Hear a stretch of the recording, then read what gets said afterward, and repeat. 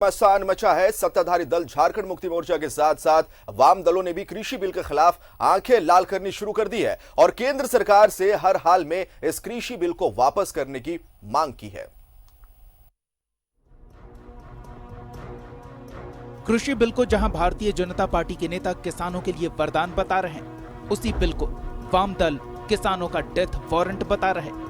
वाम दल के नेताओं का कहना है कि किसानों के लिए ओपन मार्केट शुरू कर देने का मतलब ये होगा कि खेतों का निजीकरण और खेतों का मालिकाना हक एक प्रकार से बड़े पूंजीपतियों के हाथ में चला जाएगा।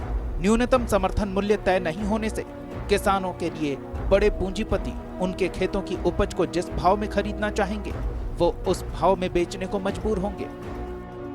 किसान लोगों को न्यूनतम मूल्य भी नहीं मिलता है। किसान लोग लंबे समय से मांग करते रहे, स्वामीनाथन की रिपोर्ट के आधार पर उत्पाद का लागत का 1.5 गुना लाभ मिले, वो कभी नहीं मिला। एमएसपी तय भी हुई, वो कम तय हुई। और इस अवस्था में जब प्राइवेट प्लेयर को पूरी तौर पर आप छूट देंगे तो किसानों को जो अस्तित्व है वो खत्म हो जाएगा। ये डेथ वारंट ही है। सीपीएम ने तो इस कृषि बिल के वापस होने तक राज्य भर में आंदोलन करने की बात कही। साथ ही केंद्रीय स्तर पर अक्टूबर महीने में चरणबद्ध आंदोलन की बात कही है। सीपीएम नेता का कहना है कि आज नहीं तो कल बीजेपी नेताओं को भी समझ में आएगा कि मौजूदा कृषि नीति किसानों के लिए गला घोंटने जैसा है। ये कहीं से भी उचित नहीं है और इससे तो किसान बर्बाद होंगे, मंडी व्यवस्था खत्म हो जाएगी। पूरे कारपोरेट घराने जो हैं कारपोरेट खेती के नाम पर किसानों की जमीन लूटेंगे।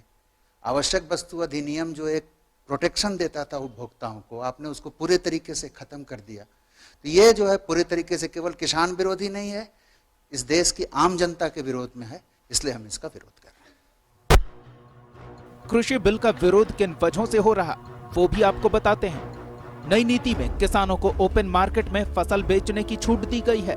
न्यूनतम समर्थन मूल्य की सरकार ने आधिकारिक घोषणा नहीं की है।